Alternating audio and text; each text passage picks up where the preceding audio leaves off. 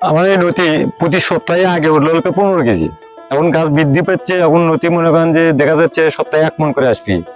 আর প্রতি কেজি মনে করেন আমি 60 টাকা কেজি বিক্রি করি। প্রতি সপ্তাহের মধ্যে 1 মণ করে নথি বিক্রি করা মানে অনেক কিছু।